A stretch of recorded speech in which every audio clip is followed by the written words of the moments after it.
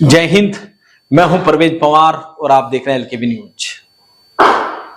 इन दिनों सहारनपुर जनपद के नकुड़ और गंगों के आसपास के क्षेत्रों में जिस तरह से नशीले पदार्थों की तस्करी को लेकर चर्चाएं हैं, उसको लेकर कहीं ना कहीं बुद्धिजीवी जो वर्ग है वो बड़ा निराश है।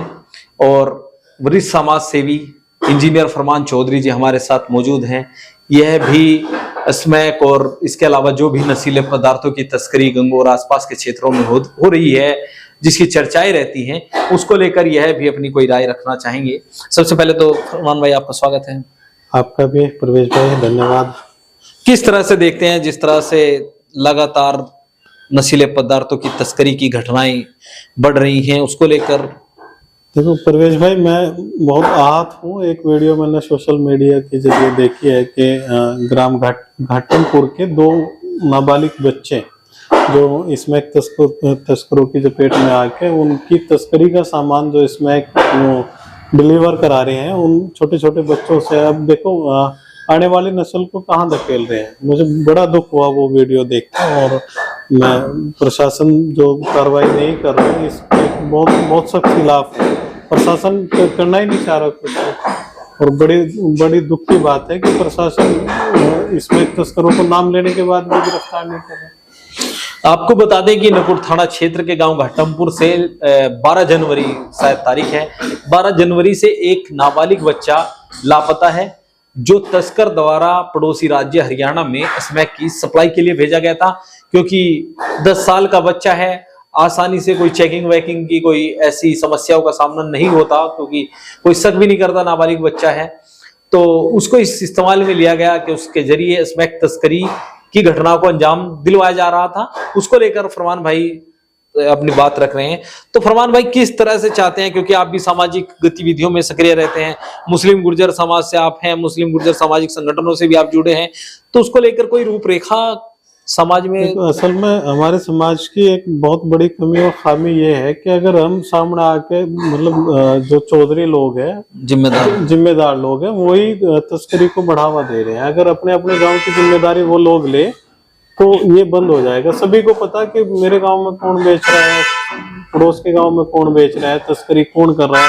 ये पुलिस प्रशासन को भी पता है, हम लोगों को भी पता है कि हाँ भाई कौन तस्करी कर रहा है। तो पुलिस अगर चाहे तो सब कुछ मुमकिन है।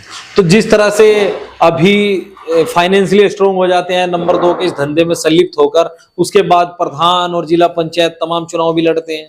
बिल्कुल, ज्यादातर लोग ऐसे ही आते हैं जिला पंचायत के लिए भी और प्रधानी के लिए भी, तस्करी में पैसा कमा के, और वो अपने आप को दिखाते हैं कि हम जो है चौधरी बन के, लीडर बन के। इस तरीके से ही लोग आगे, मतलब ये शॉर्टकट लोगों ने इस्तेमाल करने की जो है अपनी रणनीति बना ली कि ये सबसे शॉर्टकट है।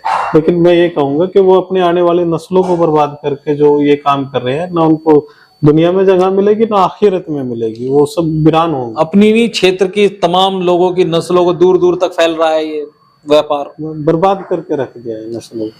तो इसकी रोकथाम के लिए क्या प्रयास सामाजिक स्तर से होना चाहिए? इंजीनियर फरमान चौधरी का क्या? मेरा तो मानना यह है कि पुलिस प्रशासन की नजर में सब कुछ होता है कि भाई कौन क्या कर रहा है। उनको पता है, पुलिस प्रशासन को LIU इतना स्ट्रॉन्ग है कि उनको पता है कि कौन गांव में है, कौन गांव के बाहर है। यहाँ तक की इंफॉर्मेशन उनके पास होती है। तो क्या ये एक इंफॉर्मेशन नहीं होती कि इसमें कौन ला रहा है, कौन बेच रहा है? होनी चाहिए पूरे प्रशासन के पास ये इंफॉर्मेशन। सामाजिक स्तर से क्या, प्रशासनिक स्तर से तो लगातार कोई ना कोई जेल भेजे जाते रहते हैं। दूसरे तीसरे दिन नकुड़ और गंगों थाना क्षेत्र से स्मैक और इसके अलावा जो भी नशीले पदार्थों की तस्करी करते हैं वो लगातार जेल भेजे जाते रहते हैं। लेकिन सामाजिक स्तर पर भी कोई प्रयास होना चाहिए। सामाजिक स्तर पर तो प्रयास होना चाहिए। जो हमारे उलेमाए हैं या गांव के जिम्मेदार लोग हैं, उन सबको मीटिंग करनी चाहिए अपने अपने गांव में, अपने अपने मोहल्ले में, कि इस चीज का रोकथाम लगाई जाए किसी भी तरीके से। या तो उठाकर उनको पुलिस के हवाले किया जाए या आर्थिक या सामाजिक दंड वहीं पर दिया जाए, पंचायत करके अपने अपने जो भी मोहल्ले में जिम्मेदार लोग हैं। यानी जो लोग इसमें संलिप्त हैं उनका सामाजिक बहिष्कार होना चाहिए। बिल्कुल होना चाहिए। इसके अलावा जिस तरह से क्षेत्र में हिंदू मुस्लिम एकता को लेकर भी आप काम करते रहते हैं, लेकिन जिस तरह से होली और जुमा दोनों ही दिन आ रहे हैं, तो हमारा तो प्रयास ये है और सभी से आह्वान भी है कि अपना भाई जिसे होली खेलनी वो होली खेलने और जिसे नमाज पढ़नी वो नमाज के लिए निकले और एक दूसरे को बिल्कुल भी डिस्टर्ब ना करें। और कुछ लोग शरारती लोग देखो दोनों तरफ होते हैं, जी। हिंदुओं में भी है मुसलमानों में भी है, तो 2% के लिए 98% को बलि का बकरा ना बनाया जाए।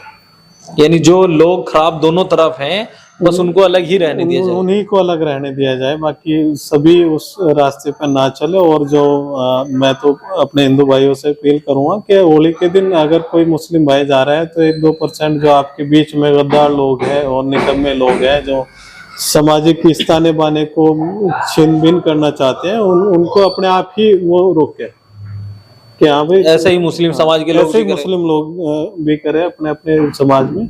और बेहतर ये है कि वो अपने रास्ते और ये अपने रास्ते, अपना प्यार मोहब्बत में दोनों अपने दोनों के काम हो जाए।